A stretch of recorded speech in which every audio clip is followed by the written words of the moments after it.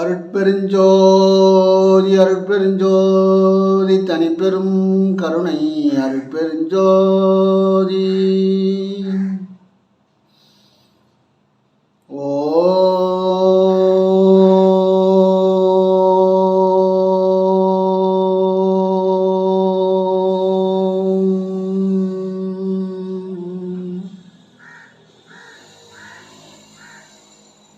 அன்பு ஆண்மனையை கொண்ட நம்மவர்களே வணக்கம் வணக்கம். இந்த ஓம்ன்றது பஞ்சாட்சார மந்திரம்னு சொல்கிறாரு வள்ளல் பெருமான். அதனால் இந்த ஓம் சொல்ல பார்த்து எல்லா அனைத்து உறுப்புகளும் வேலை செய்யும். இந்த ஓம் சொன்னால இப்போ நம்ம தவம் செய்கிறோம், மனசு நிற்கலை அப்படின்னா இந்த ஓம்ன்றத வலது மூக்கு வழியாக காற்றை இழுத்து சொன்னோம்னு சொன்னால் இப்படி இடது மூக்கை அடைச்சி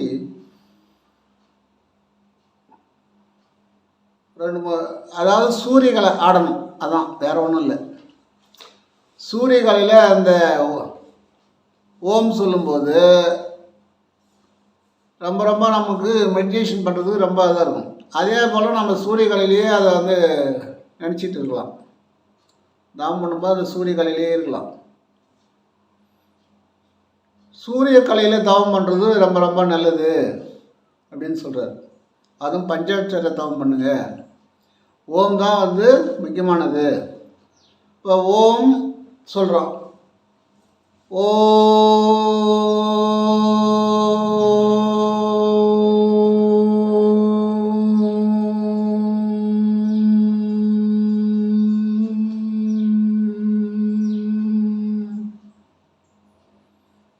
நமச்சிவாய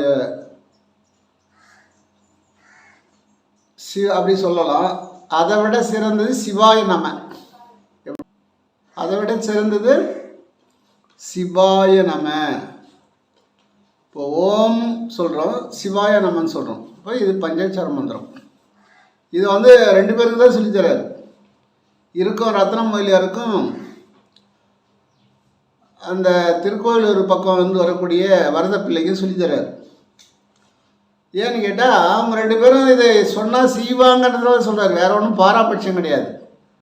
அப்படி இதை தான் முதல் ரெண்டு பேரும் சொல்லிவிட்டு ரத்னமொழியாருக்கு சொல்கிறார். அப்புறமா நீங்கள் உங்களுக்கு அதுவும் ரத்னமொழியார் காலத்துக்கு பிறகு உங்களுடைய வாரிசுகள் சொல்லட்டும் அப்படின்னு சொல்லிட்டார். சென்னை பட்டணத்தில் இருக்கும் சதுரங்கப்பட்டினம் ஆறுமுக முதலியார் அனுப்பிய ஜாமான்கள் வள்ளலாருடைய திருமுகத்தில் வருது. இது கடிதத்தில் அது பார்த்தீங்கன்னா ரத்னமொழியார் சதுரங்கப்பட்டினம் ஆறுமுக மொழியார் மூலியமா அனுப்பிச்சி வைக்கிறார். அப்போ சிவப்பு சால்வை 10 பாருங்க. அவர் சிவப்பு சால்வை தான் பயன்படுத்தியிருக்கார். இரவில் அதை சால்வையை கவர் பண்ணின்னு தூங்குறது நல்லது தான். அதனால் ஏன்னா அவர் உடம்பு எப்பயுமே கதன்னு இருக்கணும், குளிர்ச்சிப்படக்கூடாது. அதில் சிவப்பு சால்வை அவருக்கு மட்டும் வாங்கிட்டா ஐயா மட்டும் சொசாக இருக்கிறான்னு சொல்லுவாங்கள்ல கூட இருக்கிறவங்க. அதனால் கூட வர 10 பேருக்கும் சேர்த்து வாங்கி கொடுக்குறாரு. சிவப்பு சால்வை 10, மல் பீஸ் 1.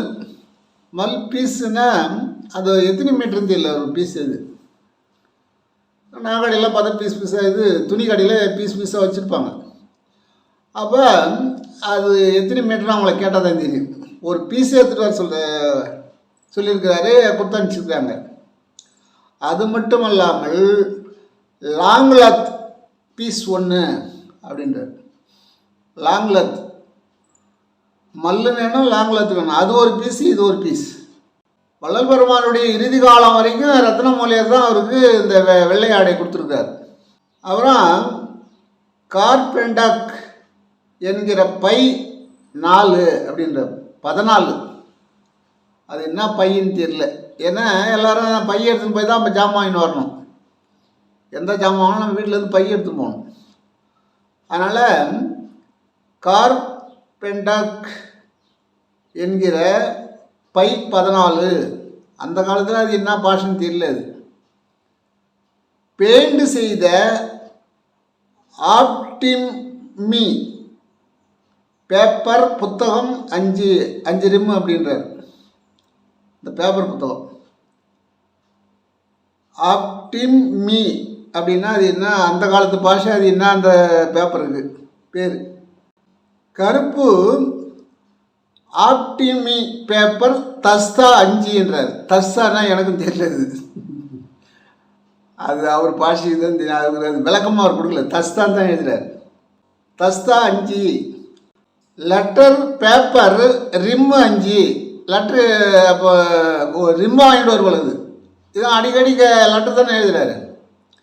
யார் வேணாலும் லெட்ரு தான். அதிகமாக லெட்ரு எழுதுறது 32 லெட்ரு கிடச்சிது ரத்னமொழியாருக்கு. எனக்கு அவருக்கு அனுப்புறது 32 லெட்ரு இருக்குது. மற்றபடி எல்லோருக்கும் அனுப்பிச்சிருக்காரு, எல்லா ஊருக்கும் அனுப்பிச்சிருக்காரு. அதெல்லாம் ஒன்று ஒன்றா போய் தபால் ஆஃபீஸில் வாங்க முடியாது. அதனால் சென்னையிலேருந்து மொத்தமாக வாங்கிட்டு வர்றார். லெட்டர் பேப்பர் ரிம் 5, பேனா கட்டு 2, பேனா கட்டு 2 கட்டு, இங்கி பவுடர் 2. எப்படின்னா அப்போல்லாம் இங்கி தான் எனக்கு தெரிஞ்சு கூட, அது நாங்கள் சின்ன பிள்ளையா இருக்கும்போது பயன்படுத்தியிருக்காங்க. இங்கி மாத்திரை மாதிரி வாங்கிட்டு வந்து அதை வெந்நீரில் போட்டோம்னா கலர் மாறிடும், திட்டமாக போடணும். அதை பேனாவால் தொட்டு தொட்டு எழுதுவாங்க. பேனாவில் என்ன இங்கி போட முடியாது, எழுதினே இருப்பாங்க, தொடுவாங்க, அதை இழுத்துக்குவோம், அப்புறம் எழுதுவாங்க, அப்புறம் தொடுவாங்க. அப்படி தான் இருந்தது அப்போ. அப்புறம் தான் இங்கி பேனாவிலே போடுற மாதிரி வந்தது சிடி நாயுடு காலத்தில். சிடி நாயுடு வந்த பிறகு தான் நிறைய அதிசயங்கள் வந்தது. ஆனால் அவர் வந்து யாரும் அனுமதிக்கலை, அப்படி தான் சொல்லணும். பெரிய விஞ்ஞானிகள் அப்துல் கலாம் மாதிரி.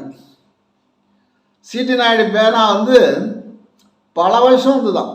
அப்போ பல வருஷம் ஒரு பேனா பல வருஷத்துக்கு வருதுன்னா எந்த கம்பெனியுமே என்ன பண்ண முடியும்? கம்பெனிலாம் ஒன்றும் பண்ண முடியாது. இப்போலாம் ஒன் வீஸ் அப்படியே வாங்கினோமா ஒரு 4 நாளைக்கு ஒரு பேனா மாற்ற வேண்டியது. அப்போ அப்படி கிடையாது, பல வருஷம். கூட என்கிட்ட ஒருத்தர் சொன்னார், சிடி நாயுடு பேனா வந்து தங்கத்தால் வந்து தான். அப்போதைக்கு 5 ரூபாயும் அது. அவர் சொல்கிறது ஒரு 80 வருஷத்துக்கு முன்னாடி சிடி நாயுடு இருக்கும்போது. அது 25 ரூபாய்க்கு வாங்கினாராம். இப்போ அது பல வருஷம் எழுதினது தான், இங்கே போட்டு எழுதுறது அவ்வளோ அருமையாக எழுதுமா. அந்த முள் வந்து தங்கத்தால் ஆனது, அவ்வளோ வெள்ளியால் ஆனது, அப்படிலாம் போடுறாங்க. அது எப்படி நல்லா தானே இருக்கும் தரமாக. அப்போ இங்கி பவுடர் 2 கட்டு அப்படின்றாரு. சிலோட்டு பென்சில் 2 பெட்டின்றாரு. சிலோட்டு பென்சிலும் வச்சுருக்கிறாரு. அப்போல்லாம் கல் சிலேடு சிமெண்டால் செஞ்சுது, அருமையாக இருக்கும் எழுதணும்னா. நான் படிக்கும்போது கூட அந்த கல் சிலேடு தான் இருந்தது. இன்னும் உனக்கு கீழே பதமாக வைக்கணும், கண்ணாடி மாதிரி பொட்டுன்னு போயிடும். அது எதுக்குன்னு சொன்னால், சும்மா வந்து எல்லாருக்கும் பேனா தொட்டு தொட்டு எழுதி காட்டியிருக்க முடியாது. அங்கே வந்து பேசியிருக்கிறவங்களுக்கு அந்த சிலேட்டில் எழுதி இது பாரு படிச்சிக்க, இது எழுதிக்க அப்படின்னு சொல்கிறது. அதுக்காக பாருங்கள், பென்சில் கட்டு 2, அதுக்கு ஸ்லேட்டு பென்சில் பெட்டி 2 பென்சில் வந்துருக்குது. அப்புறம் பாருங்கள், பச்சை பட்டு கைக்குட்டை 2 கட்டு அப்படின்றார். நீங்கள் கருங்குயில படத்தில் பார்த்தீங்கன்னா அந்த கை பக்கமாக பச்சை கலரில் ஒரு துணி தொங்கும். அது வந்து அவர் வச்சிருந்த உபயோகம் பண்ணது தான் அது. அது ஏன் 2 கட்டு வர சொல்கிறாருன்னா, நிறைய அன்பர்கள் இருக்கிறாங்கல்ல, என்ன சாமி நீங்கள் மட்டும் பயன்படுத்துகிறீங்க, எங்களுக்கு கொடுக்கலன்னு கேட்பாங்கல்ல. அது பிறர் மனம் நோக்காத இருக்கிறதுக்காக செய்யுது, பிறர் சந்தோஷப்படணும் கூட இருக்கிறவங்க அப்படின்னு. பச்சை பட்டு கைக்குட்டை 2 கட்டு, ஆற்காடு சோடு 2. ஆற்காடுன்னா அது வேலூர் கிட்ட இருக்குது, அந்த ஆற்காடுன்னு நினைக்கிறேன். அங்கே தான் தரமாக செய்வாங்கன்னு நினைக்கிறேன். ஏன்னா சென்னைக்கு அதுவும் கிட்ட, அங்கேருந்து வாங்கி அனுப்புகிறாங்க. ஆற்காடு சோடு 2. சோடுன்னா செப்பல், இப்போ நடைமுறையில்.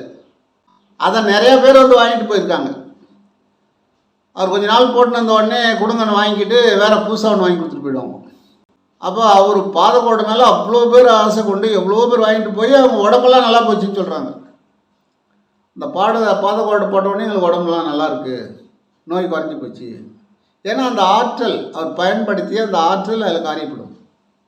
பாருங்கள், பட்டு அரணாக்கயிறு 2 கட்டு. ஏன்னா கூட இருக்கிறவங்க எல்லாருக்கும் கொடுக்கணும். எதை சாப்பிட்டாலும் பகிர்ந்து சாப்பிடணும். பகிர்ந்துண்டு பல்லுயிர் ஓம்புதல் நூலோர் தொகுற்றவற்றில் எல்லாம் தலை அப்படின்னு சொல்லிட்டு சாப்பிடணும், பள்ளியோட படிக்கணும். அது மாதிரி பகிர்ந்து சாப்பிடணும் அப்படின்னு சொல்லி அந்த அருணா கயிறு கூட எல்லாருக்கும் சேர்த்து வாங்குறாரு. அதுவும் பட்டு இல்லை.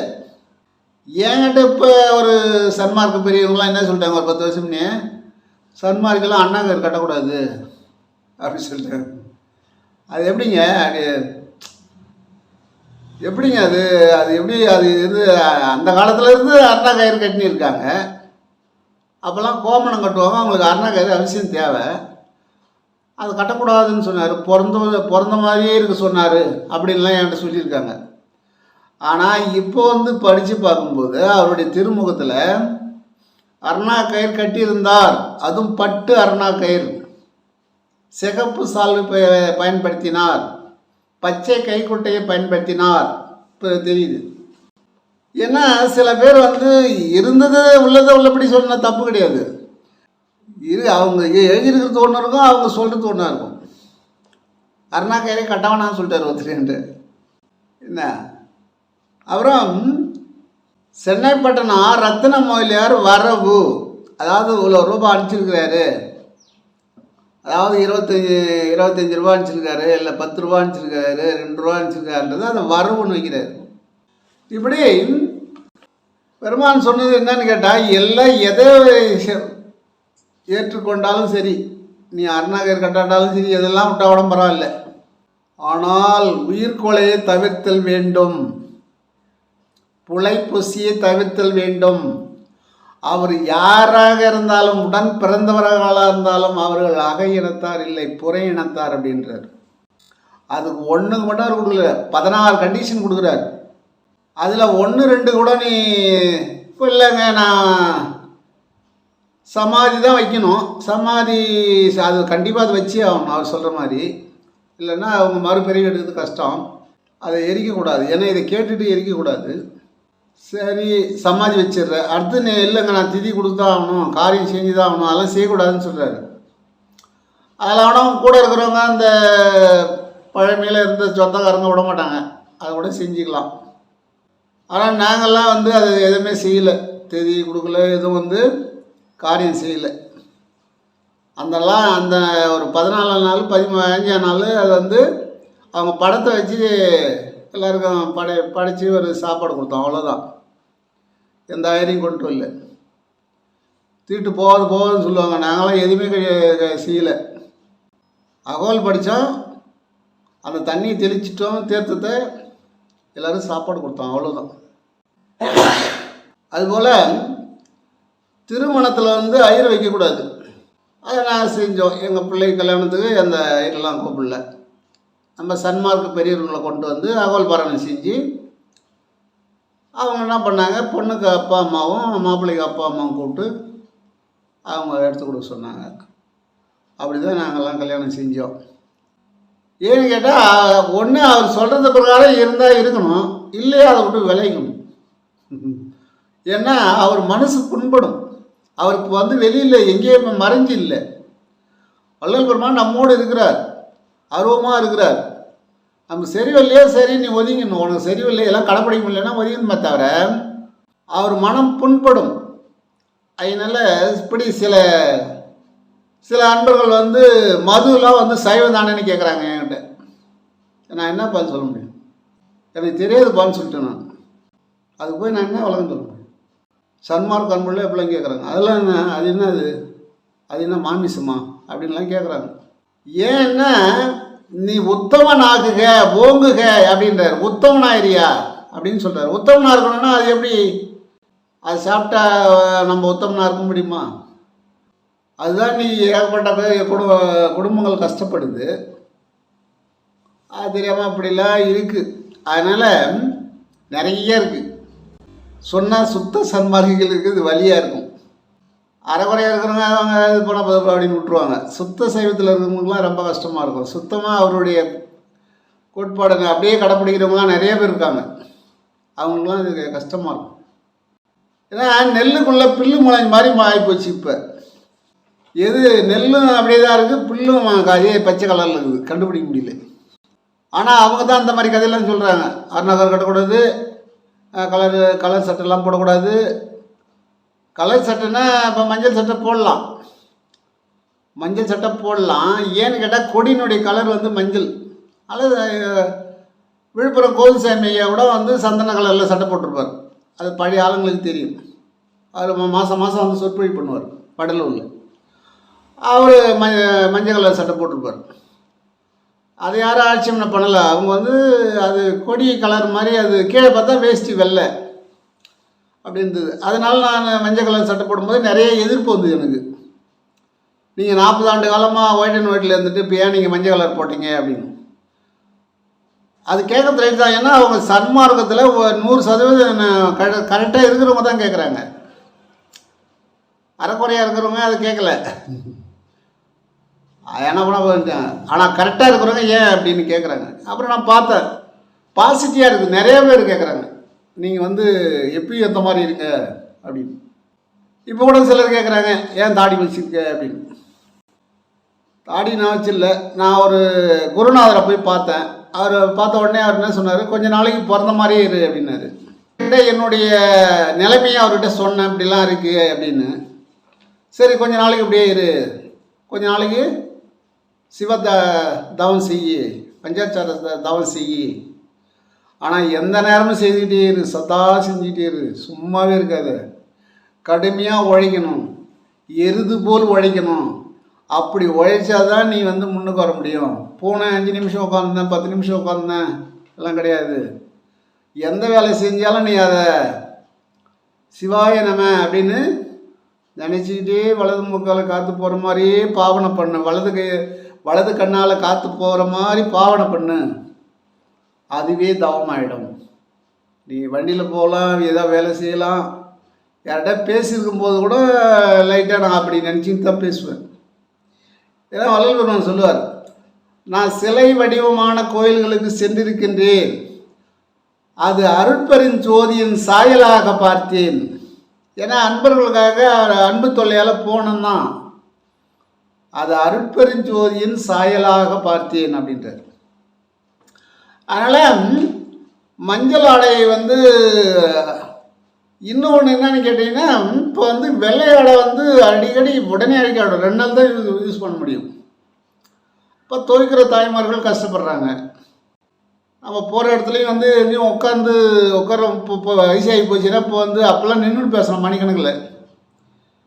இப்போ ஒரு இடம் போனால் அங்கே உட்காரணும் பார்த்தாக்கா அங்கே வந்து இடம் சுத்தமாக இருக்காது, நம்மளால் நிற்க முடியாது. அப்போ என்ன செய்ய முடியும், ஏதாவது ஒரு துணி எடுத்துகிட்டு போகிறோம், அதை கீழே போட்டு உட்காடுறோம், ஆனால் நினப்பெல்லாம் வந்துடுறோம். ஒரு நாளைக்கு ஒரு துணி போயிடுச்சு. வள்ளலார் மாதிரி கைக்குட்டை வாங்கி கொடுத்தாங்க, அதை எடுத்துகிட்டு போகிறோம். அந்த கைக்குட்டையை போட்டு உட்காடுறோம், பேசிகிட்டே இருக்கிறோம், உடனே நான் மாட்ட வந்துடுறோம். அப்போது இப்படியே ஒரு கைக்குட்டியாக போயிட்டே இருக்குது. அதனால தான் நான் சில நாள் வந்து கலர்லாம் மாற்றி கட்டினேன். சரி அழுகு தாங்கும். கலரு மேலே எப்படி கலர் இருந்தால் தான் என்ன, உள்ளகிற கலர் கரெக்டாக வெண்மையாக இருந்தால் போதும். இப்படி உள்ளே வந்து வெண்மையாக இருக்கணும். அகத்தே கருத்து புறத்தே வெளுத்த மனிதர் அனைவரையும் ஜகத்தே திருத்த சன்மார்க்கத்தை, என்னது சன்மார்க்கத்தை ஆரம்பித்தேன் அப்படின்றார். அகத்தில் கருத்துட்டு புறத்தில் வெளியாக இருந்து என்ன பண்ணுறது.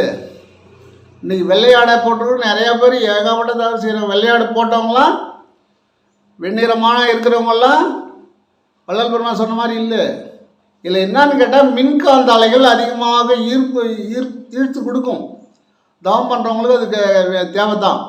இருந்தாலும் நம்முடைய வசதிக்கேற்ப இதை துணி வாங்கிறது பெருசு இல்லை, அது செலவு செய்கிறது தான் பெருசு. துணி வாங்குகிற காசை விட ஒரு 100 மடங்கு அதுக்கு செலவு பண்ணுற காசு தான் அதிகமாகும். செலவு பண்ணுறதுக்கு பால் கிடையாது, வீட்டில் இருக்கிறவங்க தான் பண்ணி கொடுக்கணும். அப்படின்னும் போது அவங்க ரொம்ப சிரமப்படுறாங்கன்னு அவங்க சிரமத்தை ஏற்று தான் நான் அப்படி சில நாள் மஞ்சள் சட்டைலாம் போட்டுனேன். அப்போ சில பேர் என் வீடியோ கூட பார்க்கல, ஏன்னா அவர் கட்சி மாற்றிட்டாரு அப்படி இப்படிலாம் சொன்னாங்க. கட்சிலாம் மாறல, எங்கே போனாலும் நீ எங்கே தான் வந்தாகணும். எந்த கட்சி மாதிரி என்ன பண்ண போகிற, வள்ளல் பெருமான் சொன்ன இடத்துக்கு தான் வந்தாகணும். நான் எவ்வளோ சித்தருக்கு இதுக்கெல்லாம் போயிட்டு வந்துட்டேன். அங்கே எல்லாம் மறைமுகமாக மாற்றி சொல்லி அப்புறமா அருவமாகறாருன்னு சொல்கிறாங்க, ஜோதியை பார்த்தேன்னு சொல்கிறாங்க. சோதியே சுடரே சூழ்வொளி விளக்கே. இப்போ மாணிக்கவாசர் சொல்லிட்டாரு. அதுதான் அருட்பெருஞ்சோதின்னு மாணிக்கவாசர் சொன்னார். வள்ளல் பெருமான் அதை தனி பெருங்கருணை, அவர் அருட்பெருஞ்சோதினார், இதுக்கு தனி பெருங்கருணை இருக்குதுப்பான்ட்டார். ஸ்பெஷல்ப்பா இது அப்படின்ட்டார். அந்த காலத்தில் ஏழைங்களுக்கு சாப்பாடு கொடுப்பாங்க. சாப்பாடு கொடுக்கும்போது எப்படின்னு கேட்டால், வள்ளல் பெருமான் காலத்துக்கு முன்னெல்லாம் ரொம்ப ரொம்ப வறுமை. காலையில் செல்வந்தரங்க வீட்டில் தான் அந்த சாதமே இருக்கும், இட்லி கூட செய்ய மாட்டாங்க, சாதம் இருக்கும். அப்போ என்ன பண்ணுவாங்க, குழந்தைங்க போனாங்கன்னா அவங்கள பார்த்த உடனே ஒரு பிடி சாதம் கொண்டு வந்து கொடுப்பாங்க. அது பேர் புள்ள சோறுன்னு பேர். அந்த காலத்தில் அதுக்கு பேர் புள்ள சோறு அப்படின்னுவாங்க. புள்ள சோறு கொடுத்தா என்ன குறைஞ்சி போகும் அப்படின்னு கேட்பாங்க. ஒரு பிள்ளைக்கு ஒரு பிடி சோறு கொடுக்குறது என்ன குறைஞ்சிடும் அப்படின்னு கேட்பாங்க. அப்போ புள்ள சோறு வாங்கி அந்த அவங்க இந்த வீட்டில் இருக்கிற வயசானவங்க ஒரு பிடி சாதம் வாங்கிட்டு வந்து குழந்தைக்கு ஊட்டி விடுவாங்க. அதே போல் செல்வந்தர்கள் என்ன பண்ணுவாங்க, வயசானவங்க நோய்வாய்ப்பட்டவங்க உடம்பு சரியில்லாமல் இல்லாமல் இருக்காங்கன்னா அவங்க கூழ் களி சாப்பிட முடியாது, அப்போ அதான் கிடைக்கும். அவங்களுக்கும் 2 பிடி சாதம் கொடுத்து அனுப்புவாங்க. அவங்களுக்கும் கொடுத்துருவாங்க, நோயாளிக்கும் கொடுத்துருவாங்க, குழந்தைங்களுக்கும் கொடுப்பாங்க. அப்படிலேருந்து தர்மம். இப்போ அது என்ன ஆச்சு, பரிணாம வளர்ச்சி அடைய அடைய அடைய என்ன ஆச்சுன்னு கேட்டால் தர்மத்து மேலே கை வச்சுட்டாங்க. எப்படின்னு கேட்டால், ஒரு நாளைக்கு ஒரு நெல்லுப்படி, ஒரு நெல் இருக்க ஒரு படி நெல் அதை உரலில் குத்தி அதை சமைச்சாக்கா ஒரு 4 ஏழைங்களுக்கு கொடுக்கலாம், குழந்தைங்களுக்கு கொடுக்கலாம். ஒரு படி நெல்லை குத்துனா 4-5 பேருக்கு கொடுக்கலாம். அதை என்ன பண்ணாங்க, இவங்களுக்கு அறிவு வளர்ச்சி வர வர பரிணாம வளர்ச்சி வரும்போது என்ன நினச்சாங்கன்னா, நாம் ஏன் கொடுக்கணும், ஒரு நாளைக்கு ஒரு படி நெல், 365 நாள் ஒரு வருஷம், 365 படி நெல் என்ன ஆச்சு, 96 மரக்கால் ஆச்சு. 96 மரக்கால அந்த நெல்லை நாற்று விட்டு அதை நடவு செஞ்சால் 15 ஏக்கருக்கு நடவு செய்யலாம். எப்படி கணக்கு போட்டாங்க பாருங்கள். தர்மத்தை அப்படியே கூட்டல் கணக்கில் போட்டு அது எவ்வளோன்னு கண்டுபிடிச்சி, அது எத்தனை மரக்கான்னு கண்டுபிடிச்சி, அது எத்தனை ஏக்கருக்கு நாற்று விட்டு நடலாம், அப்போ எத்தனை ஏக்கர் விளையும், 15 ஏக்கர் விளையும்னு கண்டுபிடிச்சிட்டாங்க. இதை கண்டுபிடிச்ச உடனே இந்த புள்ள சோறு கொடுக்குறது நிறுத்திட்டாங்க. புள்ள சோறு கொடுக்குறது நிறுத்தின உடனே அவங்களுக்கு மைண்டு மாறி போச்சு. எப்படி மாறி போச்சுன்னா, உடனே பார்த்தாங்க, சரி நாம் இப்போ தர்மத்தை நிறுத்திட்டோம், அதை என்ன பண்ணணும்னு கேட்டால், இப்போ 15 ஏக்கர் நெல் நடுறோம், நல்ல வருமானம் வருது, சரி கோவிலெலாம் கட்டுவோம். கோவிலை கட்டுறது, சாமியை ஊர்வலம் விடுறது, மேலதாளங்கள் வைக்கிறது, இசை கட்சியெல்லாம் இருக்க வேண்டியதான் வைக்கிறது, அதெல்லாம் ஆடம்பரமாக செய்கிறது. ஏன்னா ஆடம்பரமாக போட்ட புற இனத்தார் பந்தலை வள்ளல்பெருமான் ஏற்றுக்கொள்ளவில்லை. ஆடம்பரமாக கூடாதுன்ட்டார். அது புற இனத்தார் பந்தலை இருக்கக்கூடாதுன்ட்டார். 40 அடி உயரம் ஜோதி தெரியும்னாரு, தெரிஞ்சு போச்சு அப்பே ஒரு 2 மணி நேரத்தில்.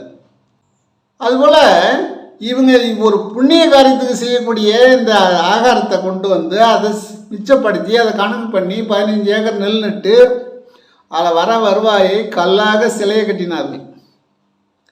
கல்லெல்லாம் சிலை செய்தான் பல்லவராஜா அப்படின்னு. ஏன்னா கலை அழியக்கூடாது என்பதற்காக, ஒருவன் கற்ற கலை அழியாமல் இருக்கணும், கல்லால் செஞ்சுட்டு அழியாதுன்றது தான் அவர் சிலை செய்ய சொன்னார் பல்லவராஜா. கல்லை பூரா சிலை செஞ்சவங்கள அந்த சிலையை பத்திரப்படுத்தி வைக்க சொன்னார். ஏன் இன்னைக்கு சிலையெல்லாம் செஞ்சு சிலை உருவமாச்சு, மனுஷனுக்கு மனம் கல்லாகி போச்சு. இவங்க புள்ள சோறு கொடுக்குற காலத்தில் மனுஷனாக காரியப்பட்டான் கடவுள். இவங்க அதை நிறுத்திட்டு கல்லை போய் வணங்க நேரம் ஆரம்பித்த பிறகு கடவுள் விலகிட்டார். அவன் கல்லுக்கிட்ட போயிட்டான், மனசு கல்லாகி போச்சு. கடவுள் ஏன் கல்லானான், மனம் கல்லாய் போன மனிதர்களாலே. இவங்களுக்கு மனம் கல்லா போயிடுச்சு, புள்ள சோறு கொடுக்க மாட்டேன்னு சொல்லி கணக்கு பண்ணி 15 ஏக்கர் நெல் நட்டு அதில் வருவாயே சிலை வடிக்கிறாங்க, ஊர்வலம் விடுறாங்க. அது மட்டும் இல்லை, ஆடு மாடு கோழிகளை பலியிடுறாங்க, கரிசோறு கொடுக்குறாங்க. கரிசோறு கொடுத்தா கடைசி வரைக்கும் நோய் வராதுன்றார் வள்ளல் பெருமான். புலை கலந்து அன்னத்தில் கொடுப்பீர்களானால் உங்களுக்கு நோய் வந்து நீங்காத நோய் வந்துகிட்டே இருக்கும்ன்றார். தொடர் நோய் வரும்ன்றார். தர்மம் மாறி போச்சுன்றார், அதர்மன்றார். இப்போ வந்து அது லேட்டஸ்ட் ஆகி போச்சு. இப்போ ஒரு 2 வருஷமாக பார்க்குறேன். காது குத்திக்கு பிள்ளை சோறு தான், மஞ்சள் நீருக்கு பிள்ளை சோறு தான், வரவேற்பு போனால் பிள்ளை சோறு தான். சைவம் போயிடுச்சு. அதனால் நான் இப்போ எந்த விசேஷத்துக்கும் போகிறது இல்லையேன்னு கேட்டால், அங்கே தான் பிள்ளை நடக்குது, நான் ஏன் போவேன்னு சொல்லிட்டு யார் மூலமாக எனக்கு சார்பாக யாராவது வருவாங்கப்பா அப்படின்னு சொல்லிட்டு நிறைய பேர் சொல்லுவாங்க, வாங்கணும். நான் வரக்கூடாதுப்பாங்க, நான் வந்தால் உங்களுக்கு தான் கஷ்டம். அது நான் என்னை வற்புறுத்தி கூப்பிடாதீங்க அப்படின்னு சொல்லிடுவேன். ஏன்னு கேட்டால் எல்லாம் என்னன்னு கேட்டால், அங்கே பிள்ளை சாப்பிட வரவங்க மது வந்துட்டு வராங்க. ஏன்னு கேள, இதை வந்து இவ்வளோ பேர் நம்ம பேசுகிறோம், இவ்வளோ சொற்பொழி கேட்குறாங்க, வடலூரில் இவ்வளோ பேர் பேசுகிறாங்க, லட்சக்கணக்கான மக்கள் பார்க்குறாங்க, செல்லில் பார்க்குறாங்க. ஆனால் இப்போ வந்து ஒரு விசேஷத்தில் வந்து பிள்ளைய கலக்கலாமா? நீ சாப்பிட்றத பற்றி யாரும் தப்பு சொல்லலை. பரம்பரையாக வந்தது பாதியில் நிற்காது அப்படின்றார் வள்ளல் பெருமான். என்ன சொல்கிறாரு? பரம்பரையாக வந்தது பாதியில் நிற்காது. எவ்வளோ பேர் என் கூட 70 பேர் இருந்தாங்க, எல்லாத்தையும் விட்டுட்டேன்னு சொன்னாங்க. நான் சொன்னேன், என் குருநாதர் எனக்கு என்ன சொன்னார்னா, அவங்களாவ சைவத்துக்கு வந்துட்டாங்கன்னா நின்றுடுவாங்க, நாம் சொல்லி வந்தாங்கன்னா அவங்க நிற்க மாட்டாங்க, 10 வருஷம் 5 வருஷத்தில் போயிடுவாங்க அப்படின்னு சொன்னார் என் குருநாதர். நீ செய்யுமாறியா, நீ ஒழுங்காரியா, நீ ஜீவகாரணம் உள்ளவனாக இருந்தால் ஜீவகாரணம் இல்லாதவர்களை உற்று நோக்கி பார்ப்பாயே, ஆனால் அக்கணமே அவன் மாறிவிடுவான் அப்படின்றார். எப்படி சொல்கிறார்? அதனால் நான் யாருக்கிட்டையுமே நீங்கள் சாமியமாக இருங்க அது அப்படிங்க எதையும் சொல்ல மாட்டான். வரியா, சாப்பிட்றியா, சரி சரி போயிட்டு வா அப்படின்ற. ஏன்னு கேட்டால் மனசில் நினைப்பேன், இவனை வந்து அகையணத்தாராக மாற வேண்டும் அப்படின்னு மனசுள்ள நினைப்பேன். கையால் எந்த பொருள் கொடுத்தாலும் இவன் வந்து சைவத்துக்கு வரணும்னு எடுத்து கொடுப்பேன் மனசுக்குள்ள. வெளியே சொன்னால் வரமாட்டான் நாளைக்கு. இப்போவே சில பேர் வரமாட்டான். அவர்கிட்ட போனாக்கா எதுவும் சாப்பிட முடியல அப்படின்னு என்னை கண்டாக ஒதுங்குறாங்க. அவர்கிட்ட போனாக்கா அவர் என்னன்னு தெரியல, அவர்கிட்ட போய் வந்தாவே விட்டு போகுது, அது பிடிக்க மாட்டுது அப்படின்னு போய் நிறைய பேர் வர்றதில்லை. சரி பரவாயில்ல, நல்லவங்க மட்டும் 10 பேர் வந்தால் போதும். புறையினத்தார நிறைய பேரை கூட்டு வச்சுக்கிட்டு நாம் வேலைக்கு அறிகிற மாதிரி அறிகிறத விட அகையணத்தாருக்கு ஒரு 10 பேருக்கு சொல்லுவோம். வள்ளல் பெருமான் என்ன சொன்னதுன்னா, தண்டனைட்டு சொல், அவனுக்கு ஏதாவது உதவி பண்ணி சொல், அவன் காலில் விழுந்து சொல் அப்படின்னாரு. அதுக்கு மேலே அவன் கேட்காம போகிறான்னா நாம் என்ன பண்ண முடியும்? நான் பார்த்துக்கிறேன்ட்டார் அவர். நான் உன்னை பார்த்துக்கிட்டு தான் இருக்கிறேன், நீ எந்தெந்த தந்திரத்தாலே எல்லாம் சொல்லி பார்க்குறேன். அவன் கேட்கலன்னா நான் பார்த்துக்கிறியா, நான் அருவமாக இருக்கிறேன் அப்படின்றார். நான் சூட்சம் உடம்புல தான் இருக்கிறேன், நான் எங்கேயும் போயில்லை, உங்களோட தான் இருக்கிறேன். அவன் துன்மார்க்கு என்ன பண்ணாலும் எனக்கு தெரியும், நான் அதுக்கு பரிபாக தண்டனையை கொடுப்பேன். பரிபாக அருளை கொடுப்பேன்னு சொல்ல, தண்டனை சொல்லலை, பரிபாகமான அருளை கொடுப்பேன்னு சொன்னார். நீங்கள் தண்டனை இங்கே போயிடாதீங்க, பரிபாக அருளை கொடுப்பேன். உனக்கு 100 பங்கு கொடுக்குறேன்னா அவனுக்கு 50 பங்கு தான் கொடுப்பேன். அவன் அருள் வட்டத்துக்குள் வர விட மாட்டேன், அவன் புறத்தில் தான் இருக்கணும் அப்படின்ட்டார். அதுதான் அங்கே சபையில் வேலை செய்யும்போது அந்த எண்கோண வடிக்கு உள்ள ஆள் அடி வைக்க விடலை வள்ளல் பெருமான். இது நல்லா நீங்கள் உள்வாங்கி பார்க்கணும். அப்படி தான் கட்டிருக்காரு, அப்படி தான் எழுதியிருக்கு. புறையினத்தார் பெரிய பெரிய வெயிட்டான பொருள்லாம் கொண்டாந்து இறக்குறாங்க, மரம்லாம் கொண்டாந்து இறக்குறாங்க, எல்லாம் அவங்க வராங்க. ஆனால் உள்ள அளவோடு கிடையாது, அந்த எண்கோண வடிவத்தில் உள்ள அடி வைக்க விடான்ட்டார். கடகால் போட்டு உள்ள வேலை செய்யும் போது உள்ள வேலை செஞ்சவங்க அத்தனை பேரும் சைவத்தால். அந்த சங்கிலியை என்ன பண்ணார், பம்பாயிலேருந்து வாங்கிட்டு வந்து, அது தண்ணியில் இருந்தது, உப்பு தண்ணியில் இருந்த சங்கிலி, அது கப்பலுக்கு நங்கூரம் நாட்டுற சங்கிலி. அது எவ்வளோ சிரமப்பட்டு அந்த நாளில், இப்போ லாரி இல்லாத காலம், அது எப்படி ரயிலில் தான் வரணும். அப்புறம் திருப்பாப்புலியூர்லேருந்து எப்படி அது வண்டியில் வந்தது என்னன்னு தெரியல. எவ்வளோ சிரமப்பட்டு கொண்டாந்தார். சென்னையில் போய் கொடிமரம் வாங்கிட்டு வர்றாரு. இவங்க போகிறாங்க, கான்ட்ராக்ட் ஆறுமுகம் முதலியார் போகிறாரு. நாங்கள் எல்லா இடத்துக்கும் போனோங்க, மரம் எதுவும் கிடைக்கலங்க நீங்கள் சொல்கிற மாதிரி சொல்லிட்டாங்க. அப்போ இருக்கிற ரயிலில் வந்து ஏறினா 3 நாள் ஆகும் போகிறதுக்கு. முன்னாடி போய் சுற்றி விடுவாங்களாம், சுற்றி விட்டு ஸ்டார்ட் பண்ணாங்கன்னா அப்புறம் நீராவி அது சூடு ஏறி போவோம், இன்ஜினை ஸ்டார்ட் பண்ணுற மாதிரி பண்ணுவாங்களாம். அப்புறம் இவங்க மறுபடியும் சொல்லுங்கள், நீங்கள் போங்க நான் வரேன் அப்படின்ட்டார். போங்கப்பா அப்படின்னாரு. அவங்க போனாங்க. ஏங்க நீங்கள் எப்பவுமே வர்றதுன்னு கேட்டார் கான்ட்ராக்டர். பிச் அப்படின்னார். உஸ்ன்னு இல்லை, பிச் அப்படின்னாரு. போ, சொன்ன வேலை செய் அப்படின்னு போயிட்டாங்க. உடனே அவர் இங்கே இருந்துட்டு சமையல் எல்லா வேலையும் நடக்குது, எல்லா வேலையும் நடக்குது. எல்லாம் இங்கேயும் பார்த்துட்டு இருக்காரு, வரவங்களும் பேசிகிட்டு இருக்காரு. இவங்க அங்கே போய் சேர்றது எப்போ போய் சேர்ந்தாங்கன்னு இவங்களுக்கு தெரிஞ்சு போச்சு. மரவாடிக்கு எப்போ வருவாங்கன்றது தெரிஞ்சு போச்சு. மரவாடிக்கு இவங்க உள்ளே வரதுக்குள்ளே ஒரு மரத்து மேலே நடக்கிறாரு. அதெல்லாம் சான்று இருக்குது. நடக்கிறாரு. ஆறுமுகமாலே இந்த மரம் தான் கொடி மரம், இதை எடுத்துகிட்டு வா, இன்னும் தேவையான மரங்கள்லாம் இருக்குது, சபைக்கு என்னென்ன தேவை எல்லாம் எடுத்துகிட்டு வா. கல் தேக்கு எல்லாமே, எல்லாம் தேக்கு, பர்மாதிக என்ன தேக்கு, என்னென்னமோ தேக்கு, ஸ்ட்ராங்கான தேக்கு, எல்லா தேக்குன்னு சொல்லிட்டு வர தேக்கு மரம் தான் எல்லாமே. அவ்வளோ மரங்களை கொண்டு வந்து ட்ரெயினில் கொண்டு வந்து அதை வந்து இப்போல்லாம் நவீன மிஷின் இருக்குது. அப்போ வந்து கையாலே தான் அர்த்தம் ஆகணும், சட்டம் வந்து கையாலே தான் அர்த்தம், நவீன மிஷின்கள் இல்லாத காலம். எனக்கு தெரிஞ்ச பள்ளம் வெட்டிட்டு அது பள்ளத்து உள்ளே இருந்து மரத்தை நடுவில் கொண்டு போய் வச்சுட்டு மேலே இருந்து ஒருத்தர் இழுப்பார், கீழே உள்ளே இருந்து ஒருத்தர் இழுப்பார், மரத்தை ரெண்டாக இருக்கிறது. நான் பார்த்துருக்குறேன் சின்ன பிள்ளையாக இருக்கும். ஒரு பனை மரத்தை ரெண்டாக இருக்குன்னா ஒரு 5 அடி குழிங்கீழே ஒருத்தர் நிற்பார், மேலே ஒருத்தர் பழம் போட்டு நிற்பார், மரத்தை தள்ளி விடுவாங்க 4 பேர். இவங்க அறுப்பாங்க, இழுப்பாங்க, இழுக்க அறுத்துக்கிட்டே வர இந்த மரத்தை லேசாக தள்ளிக்கிட்டே இருப்பாங்க. இப்படி இருக்குது. இப்போ நவீன காலம், இப்போல்லாம் எல்லாமே செய்யலாம். அப்போ எப்படி போனார் அப்படின்றது நிறைய பேருக்கு சந்தேகம். எப்படி இங்கே இருந்தார், எப்படி அங்கே இருந்தார்? அது மட்டும் இல்லை, மரத்தை காமிச்சிட்டு உடனே இங்கே வந்துட்டார். அவங்க மரத்தை ஏற்றிட்டு வந்தவங்க பெருமாள் தான் வந்து மரத்தை காமிச்சாருன்னு சொல்கிறாங்க. அதெல்லாம் கிடையாது, இங்கே தாங்க இருக்கிறாரு, எல்லாம் கூட இருக்கிறவங்க போகிறா இங்கே தான் இருக்கிறாரு, சும்மா சொல்கிறீங்க, நீங்கள் தான் போயிட்டு வந்தீங்க அப்படின்றார். அவர் தான்ப்பா மரத்து மேலே எங்களுக்கு முன்னே ஏறி நிற்கிறாருப்பா. சரி உன்கிட்ட பேச முடியாது போப்பா, இப்போ உண்மையை நீ சொல்ல போனா சில பேர் அப்படி சொல்லுவோம், உன்கிட்ட பேச முடியாது போப்போ, என்ன போட்டு போ, ஏதாவது தான் நம்பிக்கிங்க அப்படி சொல்லுவாங்க. நீ உண்மையாக சொல்கிறவங்க அது வாதாடி தான் சொல்லுவாங்க. அது சில பேர் அவங்க தப்பாக சொன்னாலும் நம்ம ஏற்றுக்கணும், இல்லைன்னா அவங்க வந்து நம்மகிட்ட ரொம்ப கஷ்டப்படுவாங்க. அதான் வல்லபன் சொல்வார், வாதம் கூடாது, விவாதம் இருக்கலாம், ஒருத்தருக்கு வந்து பேசிக்கலாம், இது எப்படி அப்படின்னு பேசலாம், ஆனால் வாதமாக பண்ணிட்டாதீங்கன்றார். அப்படி பேசுகிறாங்கன்னா அதை விட்டு எந்த வித உபாயத்திலையும் நடிவிட்டு எட்ட வந்துடுன்றார். ஆடுகளை கொண்டு போய் கோயிலில் கருப்பண்ண சமங்க கோயிலில் பழியிடுறாரு. இப்போ வள்ளல் பெருமான் அந்த வழியாக போயிடுறார், போய் தடுக்கிறார், கெஞ்சுறார், வேணாம்பா இருப்பா செய்யாதீங்கப்பா இருப்பா அப்படின்றார்.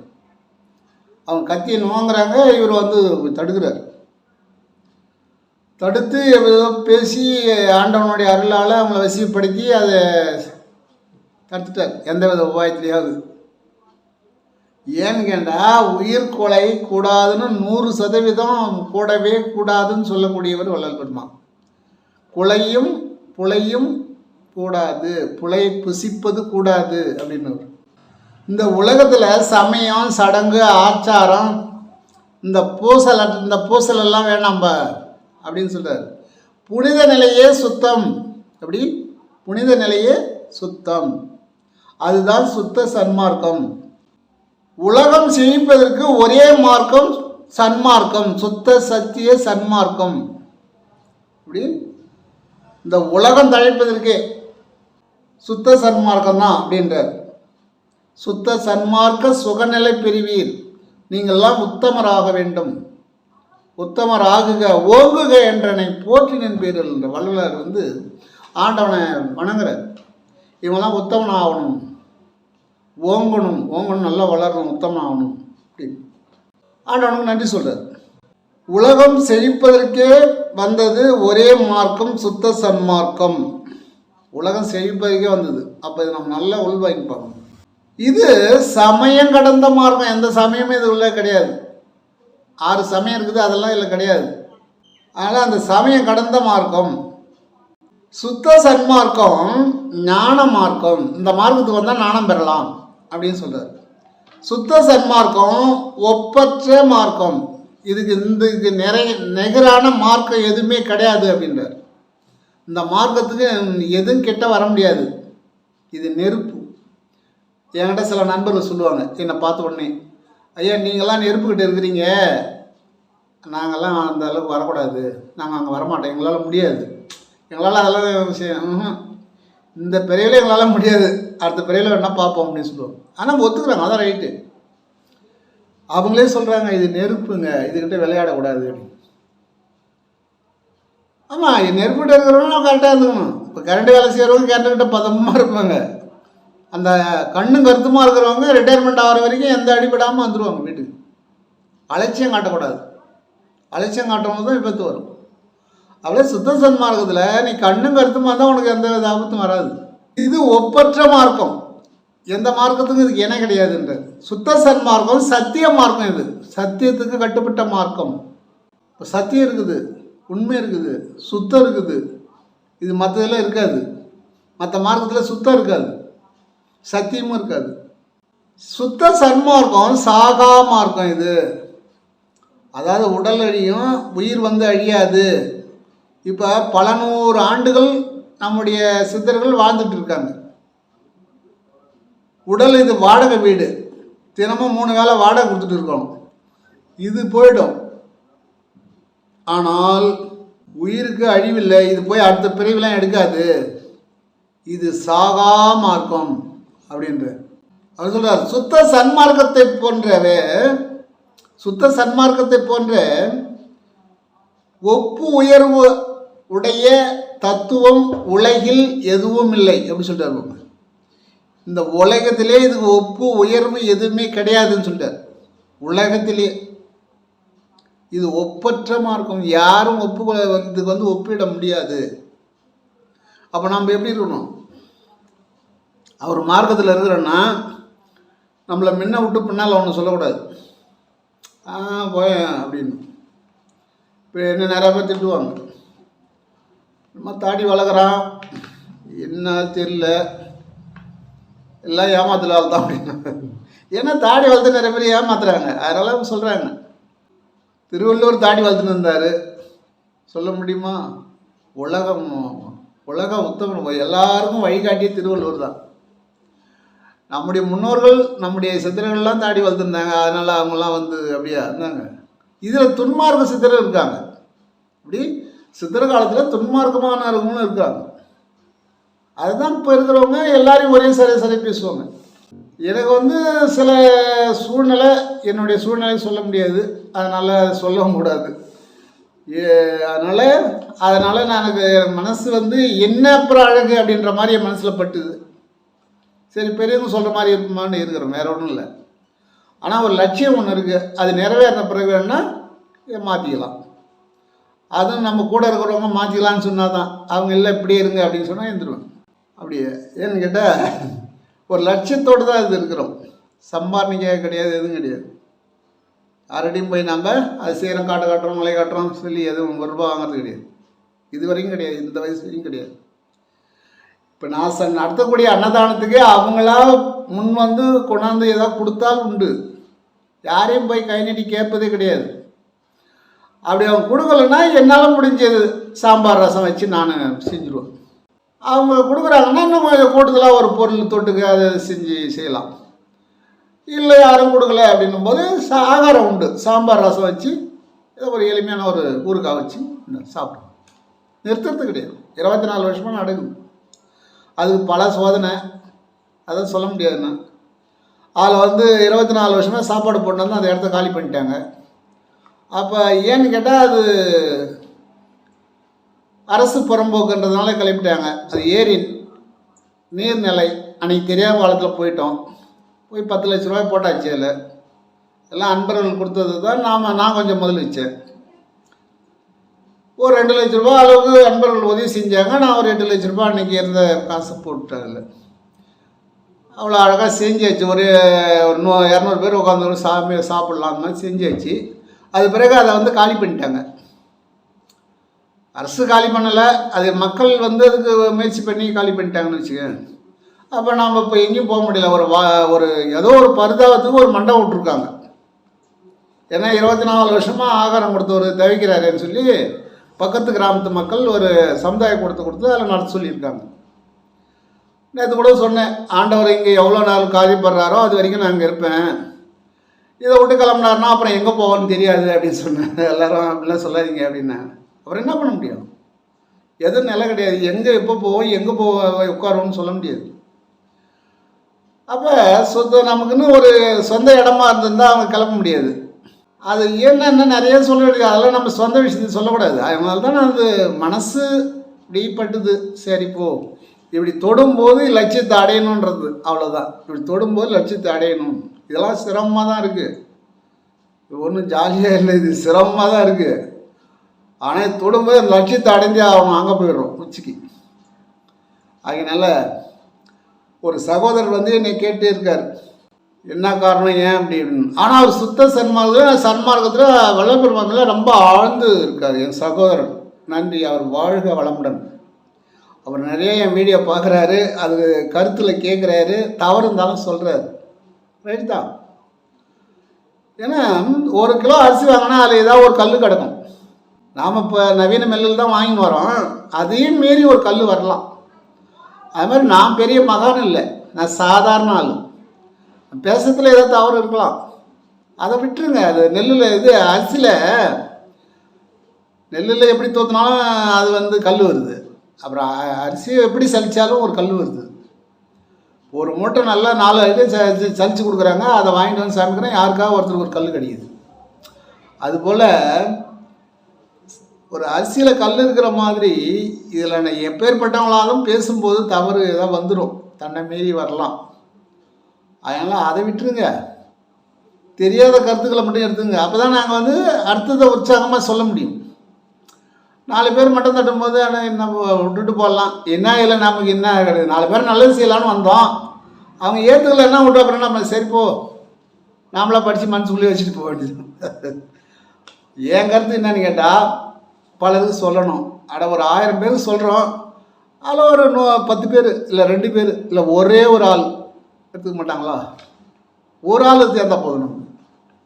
நம்ம உழைப்பு சரிதான், சரி, ஒரு ஆள் தேர்த்தினா போதும். அதனால் சில அன்பர்கள் கரெக்டாக இருக்கிறாங்க, நான் அந்த வீடியோவில் பார்க்குறேன். தவறுன்னு சொல்கிறாங்க, ரைட் தான். இப்போ வல்லபெருமான் என்ன சொல்கிறார், நான் அந்த தர்மசாலை சத்தியநாராயண சபையை கட்டினதும் தர்மசாலை கட்டினதும் ஏன் வந்து நான் வந்து தெற்கு நோக்கி கட்டினேன் அப்படின்னா, அங்கே வந்து சாப்பிட்றவங்க ஞானம் பெறணும். தர்மசாலை எங்கே இருக்குது? தெற்கு பார்த்து இருக்குது.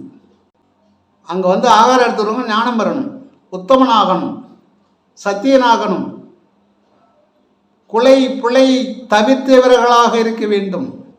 குலை புலை தவிர்த்தே உள்ள வரவும். ஞானசபையில் முதல்ல பார்த்தா பல்ச்சுன்னு எழுதியிருப்பாங்க, யாராவது கவனிக்கிறதே இல்லை. கவனிச்சாலும் அதை விட்டுட்டு உள்ளே போகிறாங்க. அப்போ ஏன் அதை மேற்கு அனுப்பிச்சார்?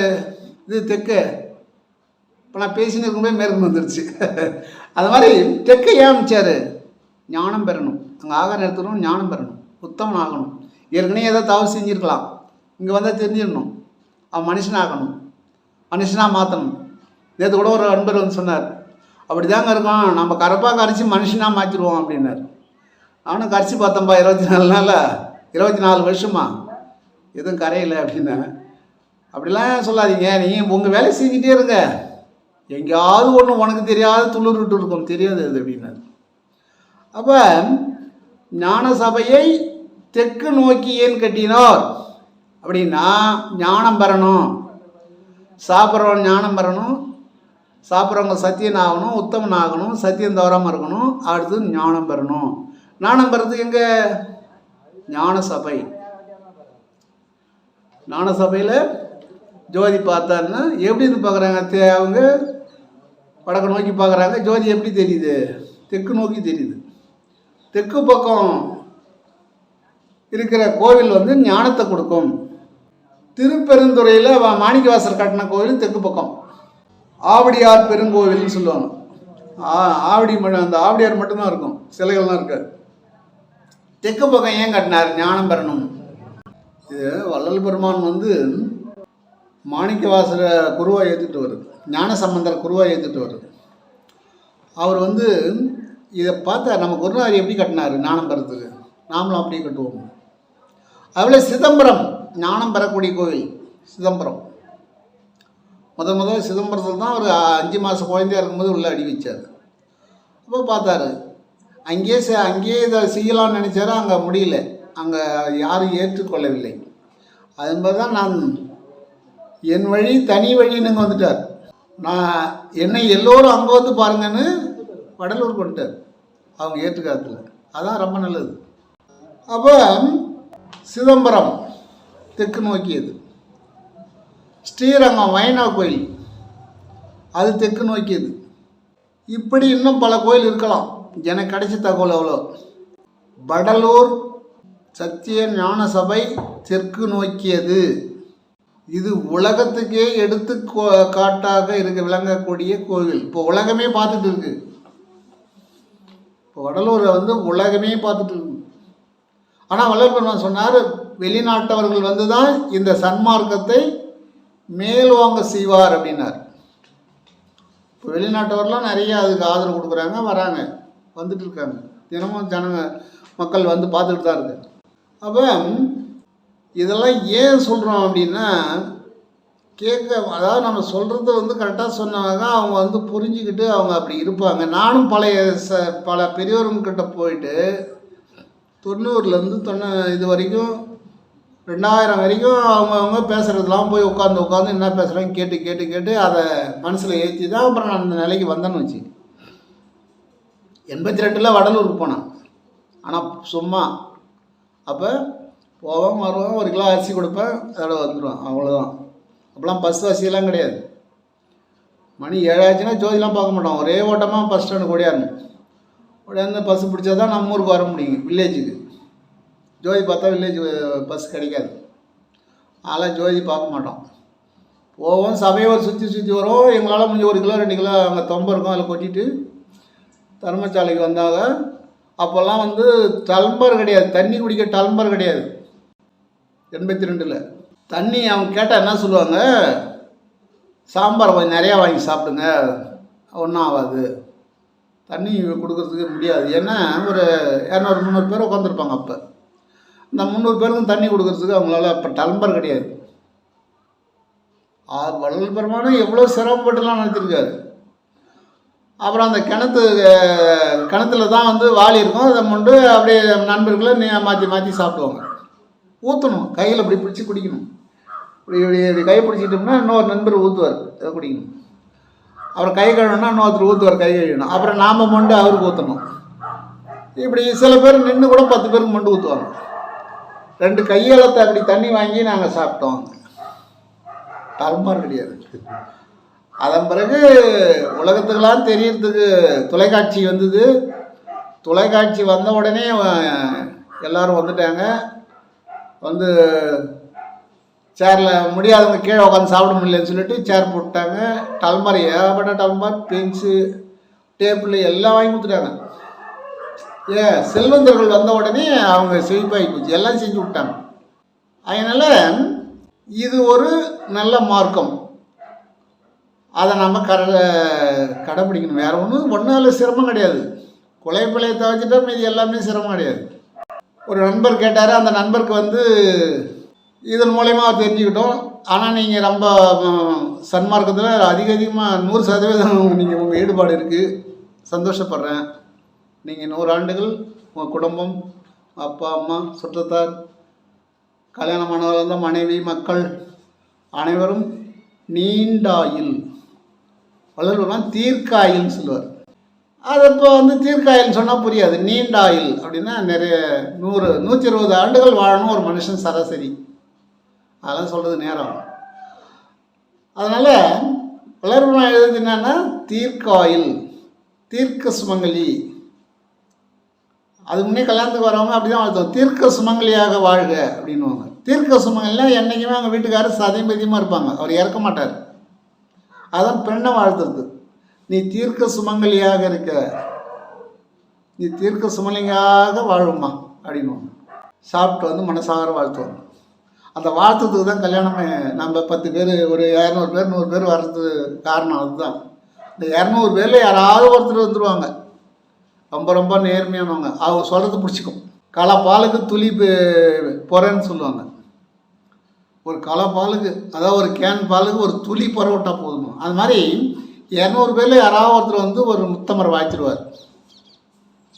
அதான் 200 பேர் வர வச்சு செய்யுது. அதனால் குலைப்பொலையை அதை காவை கொடுக்குற இடத்துல போய் நேரடியாக தடுத்தவர் வள்ளல் பெருமான் என்று சொல்லி நாமும் அவரை பின்பற்றி நலமாக வளமாக வாழ்வோம் என்று சொல்லி வாழ்த்துகிறேன்.